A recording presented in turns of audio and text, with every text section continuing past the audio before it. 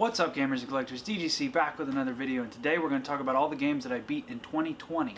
Not a huge amount, a lot of them are RPGs, but I'm going to talk about each one for a couple of minutes and talk about what I enjoyed and didn't enjoy about each one. I actually kept somewhat detailed notes about the hours it took me to beat it, the day, and that kind of thing.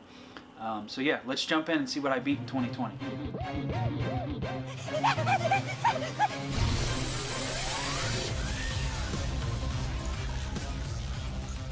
Alright, so starting off with a Wii title. At the beginning of the year I was playing a bunch of Wii, just kind of enjoying that and dabbling in with the Wii, because I've always had a Wii since day one, but I never was super big into the Wii. It never really grabbed me, and then now that it's like old and I don't know, the games are relatively cheap now I'm kind of into it for whatever weird reason, but there's a little bit of shmup library on the Wii, and I'm big into shmups, so I finally gave the Monkey King, The Legend Begins, a try. This is not the greatest game in the world. It has a really unique art style to it. It's kind of cartoon. I mean, it's not kind of. It is cartoony. It's a very fun little game that you can play, and you use the gyroscope in the Wiimote. I did beat it. What day did I beat this on? This was beat on 11/4 or 11/5. It says. It doesn't look like it. Oh no, it says 11/4. So was that January 4th of 2020 is when I beat the Monkey King, The Legend Begins. So it clearly states there, game looks really nice, but kind of a slow difficulty curve that ramps up very hard at the end. So yeah, okay, it's kind of coming back to me now. There, like each level has a boss fight, and it's kind of this is based off that one like Chinese. What is it, Odyssey to the West story that's like folklore for the Chinese nationality, if I'm not mistaken. I could be wrong, but I'm pretty sure that's kind of what this is loosely based on. But yeah, it's a good shoot 'em up. Like I played it once or twice, and I'd like to go back again and play it again. But it's definitely, I mean, for the price, I think this is like $3.99 or less. So for the price, you can't beat it. But definitely a solid little shoot 'em up. Now, after that, I proceeded to play some 3DS titles. Two of them I did actually beat, and that being Hey Pikmin. So this is a platformer, 2.5D platformer. Graphically, this is one of the last games on the 3DS, and that's denoted by the red spine here. That's how you can tell it's one of the very last Nintendo 3DS releases. There are about 5 or 6 that are Nintendo first-party titles, and then I need to get a couple more of them. But yeah, so this was graphically pretty decent for the 3DS. Again, I had the 3DS since day one, so I played pretty much every good first-party title for the 3DS throughout its entire life, and I loved the 3DS, man. When I was younger, that came out when I was 22, I think. Yeah, I think I was 22. I'm 31 now, and it literally just is now dying. So it basically had a decade of life to it, which is really impressive. And throughout its entire life, the 3DS had a really great library, in my opinion. It's probably, and it isn't known yet, but in my opinion, it's one of the better handhelds that ever existed, just because of the wide variety of the library. Plus, you get the entire DS library as backwards compatible. So it's probably damn near 2,000 games that are playable on the 3DS itself. But yeah, so Pikmin. Hey Pikmin, pretty decent little game. If you can get this for about $20, I would highly recommend it. And when did I beat that one? I beat that one on 120, so that took me about 16 days, so probably about a couple of levels a night after work, that kind of thing. Now here's one that I really did enjoy, and I'm kind of surprised Nintendo hasn't done another one of these for the Switch yet, or port this one over to the Switch, which I really am surprised they haven't. That's WarioWare Gold. This has 300 micro games included. A lot of them are older games from, older WarioWares, but I haven't played one of these in a long time, and I just really wanted to jump in, and I'd really like to see another Wario Land game. I'm reaching for that one. I know that's not going to happen, but WarioWare Gold, definitely a solid title to pick up. I would say, again, around the $20 mark is what I would pay for something like this, but definitely a fun little pick up and play game if, you got to go to an appointment or what have you, or you're waiting somewhere.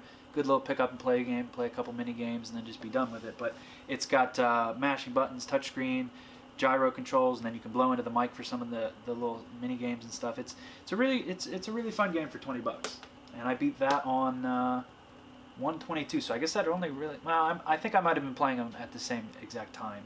Then the next game, here's a good one. for all you OG Xbox fans of the channel. This is a game that I'm not proud to say I never beat before, but this is Mech Assault 2 Lone Wolf. So this is the limited edition. This is still my, I bought this when I was a kid, so I still have it all these years later. And this is the limited edition. So the limited edition comes with a DVD that has some, if you can find the limited edition, I do recommend watching the DVD content. It's very worthwhile to watch. There's a little documentaries and stuff about the making of the game and this and that. And I actually was pleasantly surprised by this. This game was honestly relatively difficult. What kind of notes did I put on here? I didn't put any notes for this one, but I beat this on February 8th. So this took me again another 2 or 3 weeks to beat this after I beat WarioWare and Pikmin. Really enjoyed this one. Graphically still holds up to this day, let me tell you. The music in the game, I think it's Korn or Papa Roach. Let me see here. Oh, it's literally Korn and Papa Roach. So there's no singing, or at least I don't think there was. I think it was just like some serious death metal that was going on in the background. The final boss fight, oh my god, what an incredible boss fight. I don't think I'll show it, plus I don't have any footage of it. I'm sure I could find some footage and you could just Google it as well. But the last boss fight is a very memorable boss fight. The story to the game, really, it kind of has like a Mass Effect vibe where you travel to different planets and you do different things on each planet, and there's just different protagonists in your game. I forget what the lady's name is and the guy's name, and then you have one other sidekick, and you kind of ride around in this like mini Death Star basically, and you travel from planet to planet. It's really a good game. Honestly, I'm very surprised, and this is still incredibly cheap. Still like a $5 game, so I definitely recommend picking this up and playing it. Play the first one, then play the second one though, because for $10 you're gonna have about 30 hours worth of campaign for like $10, and it's totally goes back to back, and they're totally fun and just great little experiences for the Xbox original. And I'm glad to say that I finally beat it. Now the next one here, yep, alright, so this one took me exactly 84 hours to beat this, and I beat this on 329, and this was the third time trying to play this game to completion. I did it once on the PlayStation 4 for about, I don't know, 4 hours. Then I did it again on the PlayStation 4, restarted it for about 5 or 6 hours. Then I finally bought it again for the Switch, and that's Dragon Quest XI Echoes of an Elusive Age S Definitive Edition. That is a long title. I really enjoyed this, like surprisingly so. Like as you're going to see further in this list, I got pretty big into RPGs over the last 2 years, and I would say this and then Xenoblade Chronicles 2 were two of the bigger titles that really kind of pulled me in this year and really made me enjoy RPGs, and Xenoblade 1 for that matter. So yeah, Dragon Quest XI, good ass game. Took me about 84 hours. There's a point where you're about 50, 60 hours deep in the game. You think you're done the game? No, not. You're about halfway. And just the story to it, the characters, the protagonists, where you lose characters and then they come back. Not trying to ruin any of the story, but you disband with them and then they come back periodically throughout the story.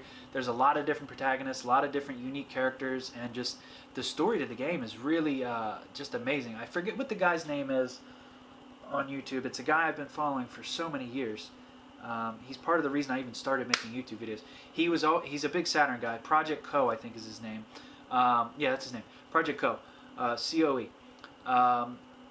He's a Dragon Quest nut. And then eventually I was just like, man, what is this guy going on about Dragon Quest all the time so damn often about? I got to give that a shot. So it all started with Dragon Quest Builders. I got that and I got really big into that. And then kind of just fizzled out. And then I played this, loved it. Now I need to track down Dragon Quest Builders 2, which I do have the Switch, but it doesn't run particularly great on the Switch, so I kind of want to get it for the PS4. If you're going to get this actually does run pretty well on the Switch, and I can confirm if you put the card in, the game is like fully on the card. There are updates past that, but I played it without the updates all the way through the game. So if you do want it on the actual card, this is worth collecting, because I can confirm playing through the entire game, no glitches, none of that nonsense, and it's on the card. And this also has I didn't try it, but it almost is 2 games in one, because you can actually fully play the game in 3D, as you've seen in trailers, but the S Edition, which is now available on the Xbox, PS4, PC, and Switch, has a 2D mode, so you kind of play it with like Super Nintendo graphics, like 32-bit or 16-bit graphics. So the whole game's fully redone in 2D, and it's really amazing that Square even took the time. Is it Square? Yeah, Square took the time to do something like that. It's basically 2 games for the price of 1. Now, here's another shoot 'em up. So I beat this on 4/11/20, and it clearly dictates terrible game, bad graphics, poor level design, enemy design, and then there's no power-ups. So this is a shoot 'em up. This is Spyzara Delta, I guess is how you would say that. Now, to note, this is the sweet holographic cover, which you could only get from dispatchgames.com for the PS4. This is for my shmup collection. I did beat this. I clearly didn't enjoy it. It clearly says terrible in capitals, too, so I'm guessing I really did not like this game. So, yeah, just was not a fan of this. Now, the next 2 titles... hold on. No, the next title here I played for basically 3 months straight, and that is Escape from Tarkov on the PC. There's no physical edition of that because it doesn't exist. I got straight hardcore addicted to Escape from Tarkov. I think I put in roughly, how much does it say? I did about 300 hours in 3 months, so basically 100 hours a month for 3 months straight. Every day when I get off work, I'd hop on the headset, and this was kind of like right when Tarkov got big. My friend told me about it, and then my one good computer buddy that we just play, he only plays on PC. So we love playing games together on PC, Division, Destiny, you know, that kind of crap. Mainly team-based shooters, co-op shooter games. But my God, we played Escape from Tarkov so much to where we just knew the price of everything, and then it's just like the loot locations, and just I was at lunch breaks studying where the quick run to loot and things are, and where are good camping spots, where are good pathways to go where you don't get camped, and I was legit Navy SEAL 6 shit in this game with my buddy, man. We were a 2-man operation. We're always a 2-man operation. We never play with anybody else. It's only just him and I on the computer. We play all the survival games. We've done War Z, we've done H1Z1, we've done Escape from Tarkov, we did PUBG, we did PlanetSide 2 together. All the big shooter games on PC, we always do them together, and we always just have a blast. But with Escape from Tarkov, man, dude, what an amazing game that is. It really is. I'd like to assume I don't know that they could get it to work on consoles. Not in the sense that hardware-wise, they can clearly handle it. At least the PS5 and the Series X can clearly handle it. Probably the Series S as well. But the problem with Tarkov is there's so many damn key bindings on the keyboard to do all these different things, and then the inventory, you got to be real quick and snappy with the inventory so you don't get killed while you're out in the middle of the field. I don't think it'll ever come to consoles. So if you're interested in Escape from Tarkov, I really don't think that they could make that on console. I just don't think it's possible with the controller. Now, with that being said, they could make it to where it's a huge warning sign that says, hey, you got to play with keyboard and mouse, because the consoles are clearly capable of that, because they do have USB ports and they do work with that. So they could make it on console, but it'd have to be keyboard and mouse. But oh man, Escape from Tarkov, really good game if you haven't played it. So I spent about 300 hours on that basically for 3 months. Then on 7/15/20, I did. This is a controversial title. I was talking to my good buddy Fancy Action Now the other day when he was streaming about this very title. He was talking about the Game Awards. I didn't really watch all the Game Awards. I kind of just skimmed through the trailers and that kind of shit. But apparently Last of Us 2 won a lot of stuff. To give my brief opinion on this game, I'm going to go ahead and say that I'm going to give this game a solid 8 out of 10. Now hear me out before you get angry about that, because apparently this is largely hated by most gamers, and I don't really understand why, because while I don't agree with who they killed off within the first hour of the game, and if you don't know who that is, I'm trying not to spoil it for you, but you probably know, and then just some of the differences in storytelling that were definitely influenced by a certain woman who's very notorious in the gaming industry, and you all know damn well who I'm talking about, but I'm not going to even speak her evil name. I tried to put those to the side, man. I just went into the game. I didn't really watch a lot of trailers. When I'm really excited about a game, which I was very excited for this, because Last of Us 2, or Last of Us 1 is definitely top 20, if not top 10 for me, because I've played The Last of Us 1 at least 6 times all the way through. Love that game. It's amazing. So needless to say, I was very excited to play Last of Us 2. And despite all the controversies and this and that, this game is really a solid 8 out of 10. The graphics, the sound effects, the level design, the environments with just the foliage and the lighting and the different zombies and the locations, and you travel like up the east coast of America, and then just like the weather systems that they have in some of the middle of the game where there's like a lot of rain and stuff going on, and just the horseback part where you're at the beginning and it's like kind of semi-open world a little bit. It's kind of linear open world where like it's totally guiding you, but you can kind of mosey around where you want in the city at the beginning of the game. And just the experience of the game, like I don't like, people are just hating to hate. Like I will tell you first and forehand, like I'm very honest with my opinion on games. Like this is a fucking phenomenal game. Like everyone that hates on Druckmann for his story decisions, that's fine. But from a pure gaming standpoint, this is an amazing game. And if you skip out on playing this game just from enjoying a third-person shooter, cover-based shooter, you're really missing out. Like it really is just that good of a game. Like story aside, the game itself, graphics, gameplay, sound effects, level design, all of that is good. The story, if I were to give the story, I'd give this story like a 6.75 or a 7. Like it still made sense. It tied up loose ends. I didn't agree with it because the person that dies in the first hour was like just an awesome character, and like, but when that person dies, it gives you the motivation to want to go through and play the game. That's why they did that. Or I'm just speculating. I'm not Neil Druckmann. I have no ability to talk to the man, but like I'd like to think that he did that to give you motivation to want to go through this long ass adventure. And my God, was this long? This took I forget what day it came out, but I beat it on 7/15/20. It specifically says that.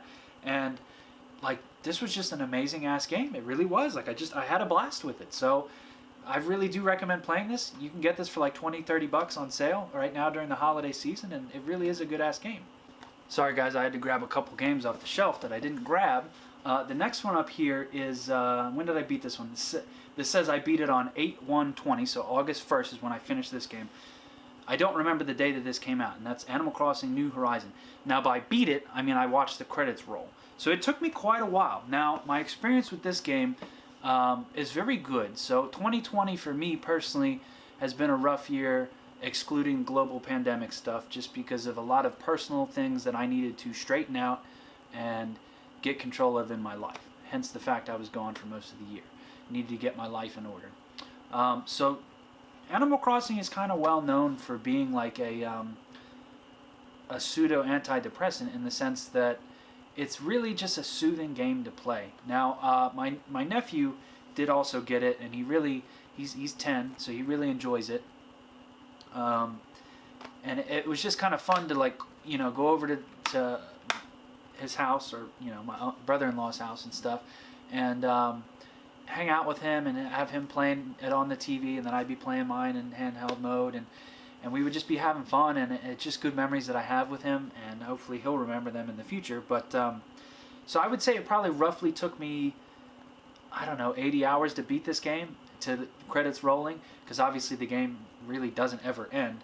The city, the island building nature of it is something that kind of had me concerned at the beginning, because I thought it was going to be more like Pocket Camp, where it was kind of lame and just kind of a money grab, really. But Nintendo really spent some time developing something unique and adding enough value and features to the game to where this is fully worth $60. You will totally enjoy the game. You're definitely going to get at least 40 to 80 hours worth of playtime just to get to the credits, and then after that you could still keep growing your house, growing your museum, modifying the town and get it exactly the way you want it, with paths and trees and water fountains, and there's a Mega Gundam thing that you can put down, there's fire hydrants, light posts, bush, whatever, you name it, you can do it with your town pretty much, and it really is cool. And it really added, it spiced it up a little bit, and they keep doing little seasonal updates and kind of periodic little updates of different things you can do, and they're keeping the game alive. I'd like to think that eventually they're going to add some kind of DLC to this game, in the sense of paid DLC, but I don't know what it'll be, but I think it'll be more or less something along the lines of like where you get to maybe go to a different island, and maybe it's like a bigger island or something like that, or maybe they'll make another Animal Crossing. Probably not on the Switch, because it's typically only one per system. But I think the next one will be kind of like a legit city builder. I'm just speculating here, but that would be pretty sweet if you like, because I mean, City Folk was like that, but there was no building or anything. But like, if they were to do mix City Folk with New Horizon, where you're like building the city and then still doing the building stuff, I think that's where Animal Crossing is going to head next, personally. All right, so the next up was let's see here. Ooh, here's a good. Let me pull that one out of here. It was this one next. So this took me about 35 to 40 hours to beat this one, and it shouldn't have taken that long. This I did a little bit of Wii U playing during the year as well. This is something I've always wanted to beat. This is Paper Mario Color Splash for the Wii U. Everybody was super excited about Origami King. I still don't have that yet. I'd like to get it, but I'm kind of Paper Mario'd out for the year, so I'm just waiting to get that for like a used, nice, cheap price. Plus, that's not going to ever be hard to find Paper Mario games. So, Color Splash. Exclusive to the Wii U. It's never not going to not be exclusive to the Wii U. This will remain exclusive to the Wii U. That's clear because they released the other Origami King. So, with that being said, I think this is a way better looking game than Origami King. The paint in this is phenomenal. It looks like Inkling paint from Splatoon. And you get the hammer, and then it's got the cards and stuff where you play with the touchpad and you flick the cards up. And the cards on the 3DS one weren't not very fun on the 3DS Paper Mario games. I don't know why. But on this one, I had a lot more fun with it, and that could just be my blind love for the Wii U, but I really genuinely did love Color Splash.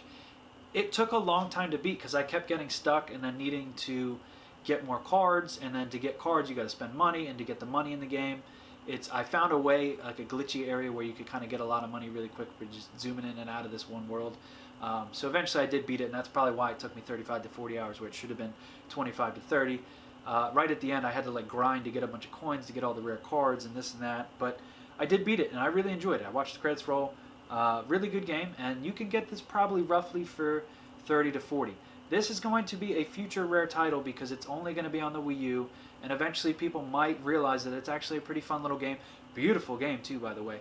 It's probably one of the better looking games on the Wii U, because this really was like the last big AAA game from Nintendo on the Wii U, if memory serves me correctly. When did this come out? 15? I think this was 15. Let's see here. 16. Yeah, so this is totally one of the last Wii U games ever to exist. That's why it looks so damn good. I definitely recommend playing it. The ending, though,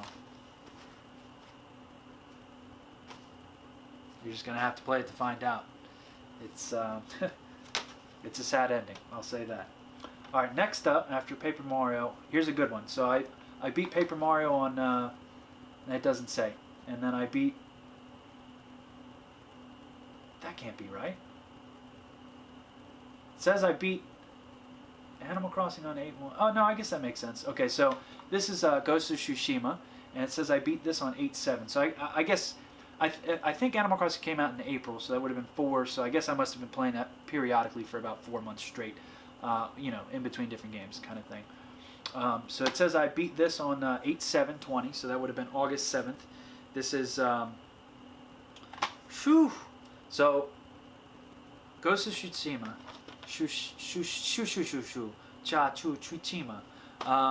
Wow, Sucker Punch. They knocked it out with this one. So Sucker Punch was Sly Cooper, then they did Infamous, and then this. So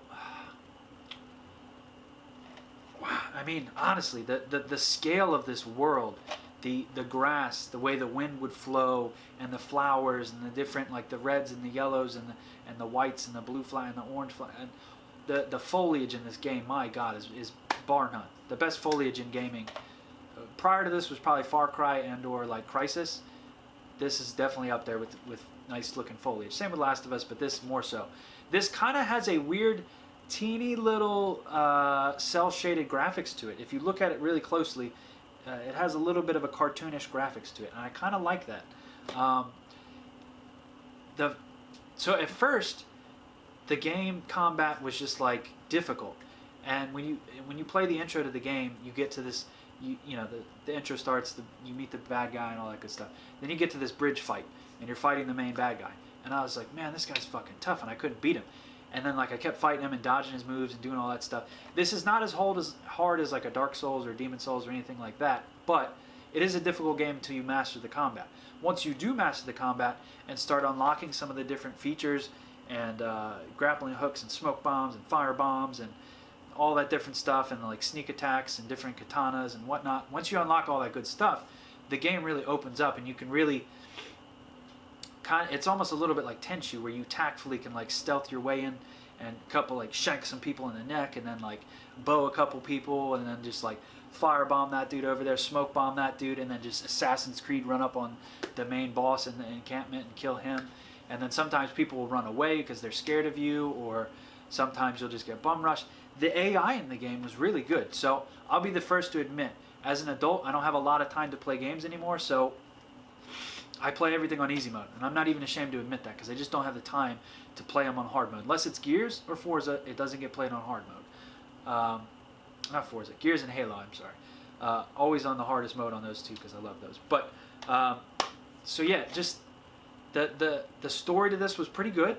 They definitely left it. Clearly, Ghost of Tsushima 2 is definitely going to be a thing. There's no way, because when this came out, this was like one of the better selling PS4 games. So clearly, they're definitely going to make another one. It's probably already in development. What's moving around in here? Oh, a bunch of little DLC codes. What a wonderful game. Really is. Definitely worth full $60. But it is on sale right now during the Christmas season. Now, what did we play after that? Streets of Rage 4 digitally was free on Game Pass, and free, I mean free because I pay for the Game Pass every month.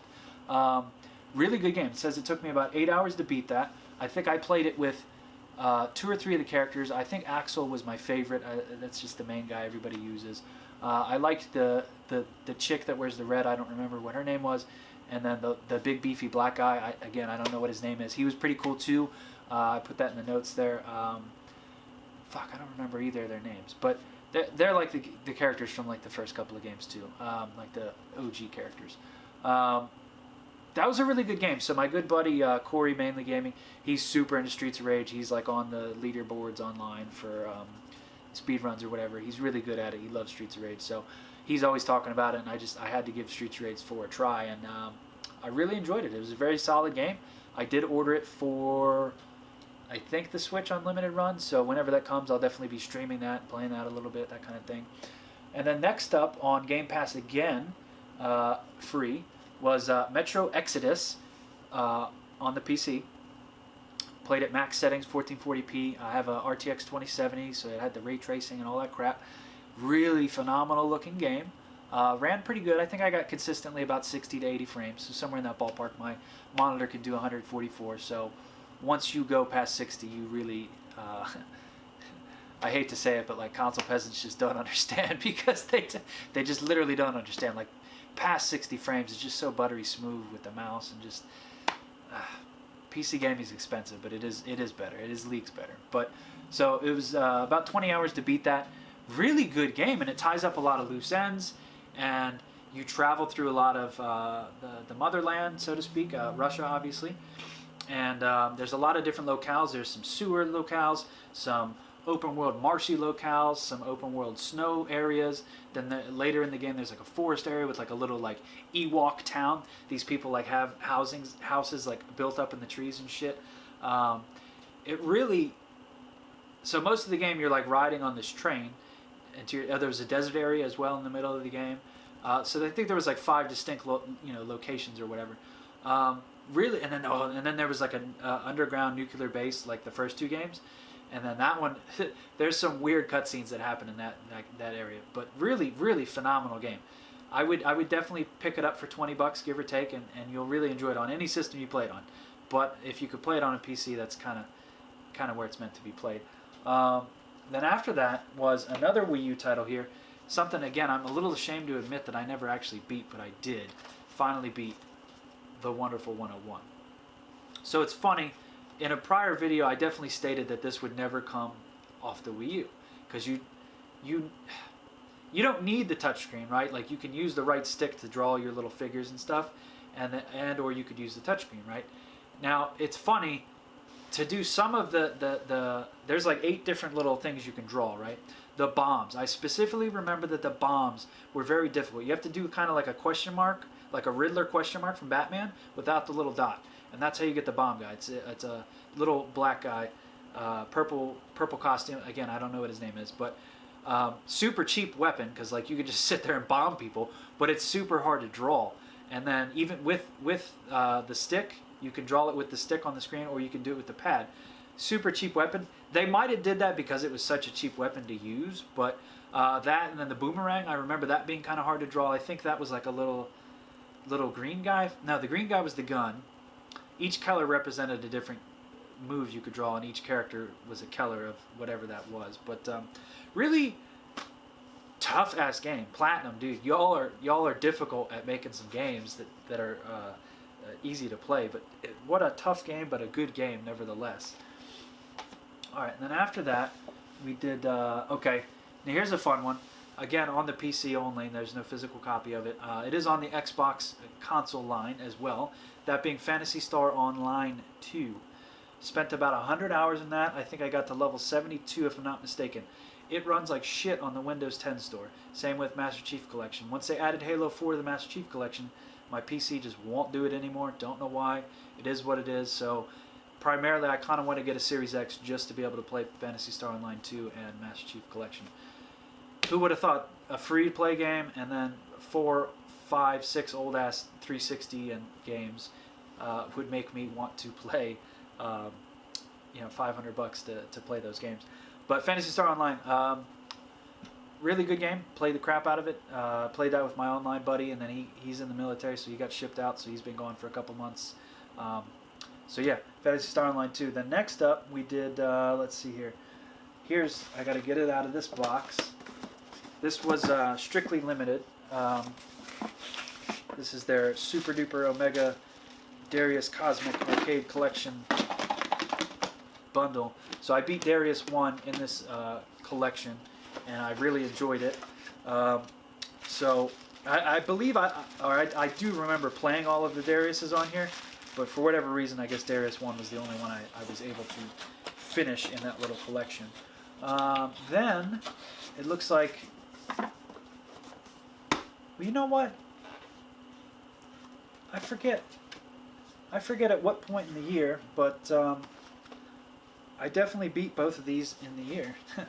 So Xenoblade 1 came out, and I guess I beat this one first, right? I beat this one first, and I actually had Xenoblade on the Wii the day it came out in America. I didn't know about Project Rainfall. I just happened to go in on that day that came out. I got, I don't know if you can see this up here. It's the last story, and then my Xenoblade's in here somewhere. I got both those the day they came out, and I guess I didn't pick up Pandora Tower. And I got them both when they came out. I played both of them. I got home, and I really enjoyed both of them. But I never really... I got maybe 10 hours into Xenoblade, and I got maybe 4 or 5 hours into the last story, and then something else must have came out, and I just kind of stopped playing them. And then I never went back, because I tried to go back to Xenoblade multiple times, but let's be honest, it kind of looks like crap on the Wii. With that being said, that game really pushes the Wii to its utter limits, because it's a massive open world, well, linear open world RPG. So from a tech standpoint, it's actually a very impressive game, but graphically it did not age very well. But so they announced it for this, the definitive edition. It came out for the Switch, and I got the limited of it. Played it. I think I spent probably about 100 hours to beat it. What a wonderful game. I'm really glad that I spent the time to re-give it a chance and really play it. The story to it is really great. Just a wonderful experience. I mean, at this point, if you don't know about Xenoblade, then like you probably aren't interested in it. But I definitely enjoyed that. Now, that leaded me to want to replay this as well. This is definitely in my top 10 favorite games of all time. The characters in this game, I just love them. I love everything about Xenoblade 2. I like this one more than the first one. First one's definitely good, but not as good in my opinion. I never fully beat this game. I did fully beat it this year, and I enjoyed the crap out of it very recently. It was like right before I moved, so it happened probably late September, early October is when I beat this. Just absolutely wonderful game, both of them. Really, both very wonderful games, and I cannot recommend them enough. Let's see here. Then, PS5 came out, and I picked up 5 physical games for that, and then obviously it came with Astrobot, and with PlayStation Plus, you got Bug Snacks. I have not even touched Bug Snacks for more than 5 minutes. I'm gonna play it eventually, but it just didn't frankly interest me right off the bat. The first game that I beat here, well, actually two of these are PS5 games. One's a PS4 game. So what was first here?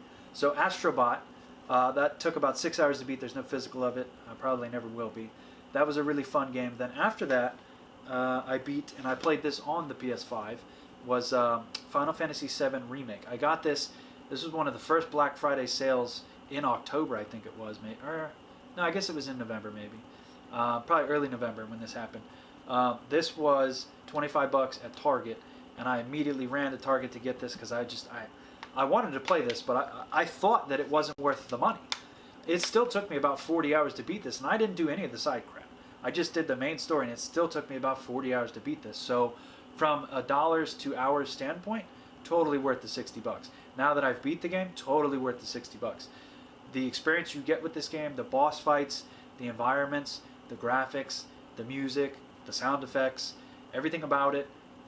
It runs crispy on the PS5. I'm sure it runs great on the PS4 and the Pro as well. Just a wonderful experience. I had never played Final Fantasy VII.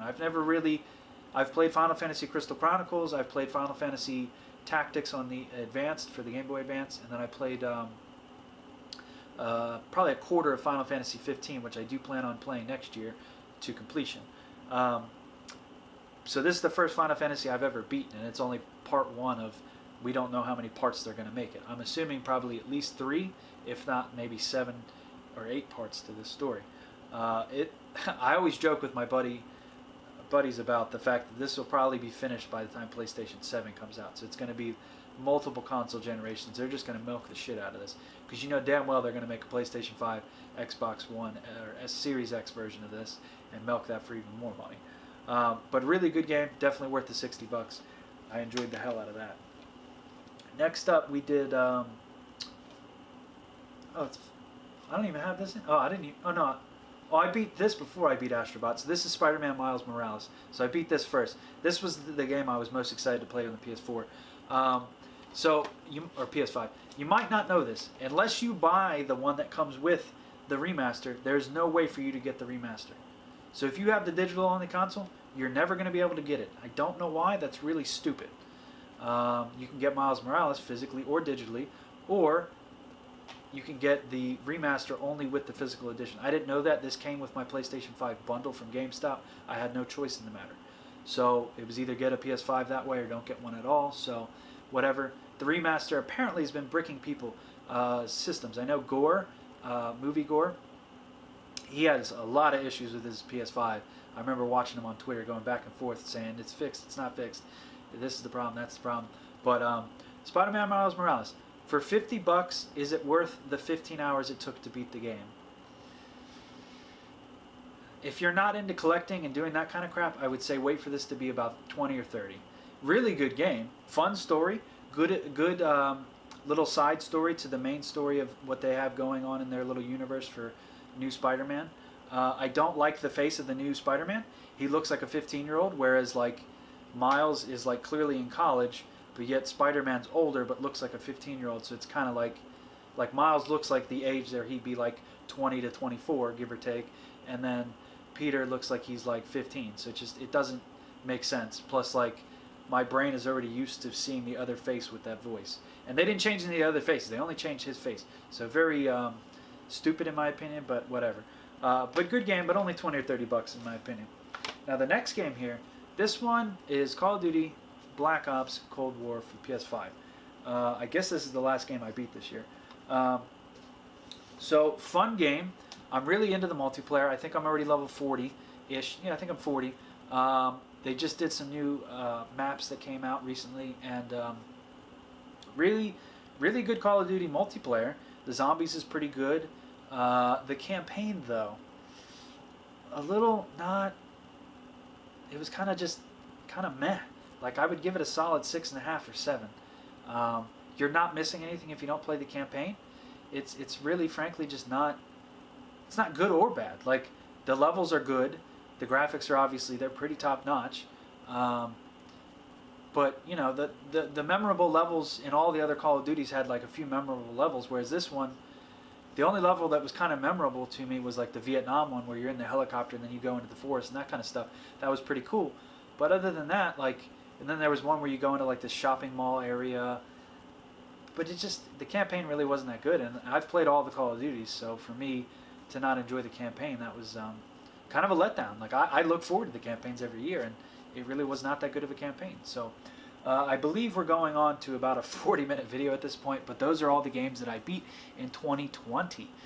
So 1, 2, 3, 4, 5, 6, 7, 8, 9, 10, 11, 12, 13, 14, 16, 17, 18, Phantasy Star, 19, Escape from Tarkov, 20. Not that I really beat those. You kind of can't really beat them. They're kind of just everlasting games. But regardless, so those are all the games that I played in 2020. There was other different little various games I played here and there. There's a couple other PS5 games that I am currently playing and trying to beat. And then also, as of the time you're watching this, I think this came out last week. I'm playing it on the PlayStation 5. It's working fine for me. I'm about 15 hours deep. I've crashed 4 times. Whoop-de-doo. Stop crying about it. If you don't have a PS4 Pro, Series or Xbox One S, Series X, or PS5, you probably should just wait. Like, if you have a base console, you should probably just wait. I didn't pre-order this. I ended up getting this for about $30 at $31.50 to be precise at Best Buy, because I had so many points saved up from all the different crap that I bought throughout the year. So at $30, for it to be glitching and crashing on me a couple times, I'm good with it. It's not that big of a deal in my opinion. I'm enjoying the hell out of the game. I really am.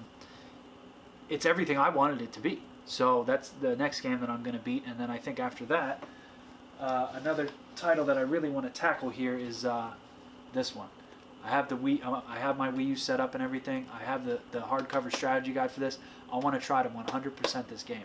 Probably take me 6 months to do it, but I'm kind of just feeling it. I'm kind of in the Xenoblade mode, and I never actually fully beat the game, and I kind of really want to just get down on some Xenoblade Chronicles X, and I don't really ever foresee that coming to the Switch, because they've already claimed that it would be way too hard, because they basically have to reprogram the entire game and make a new engine and do all that stuff just to get it onto the Switch. I don't know how true that is, but because I mean they've been porting all these other Wii U games, so I don't know why they would be able to do that.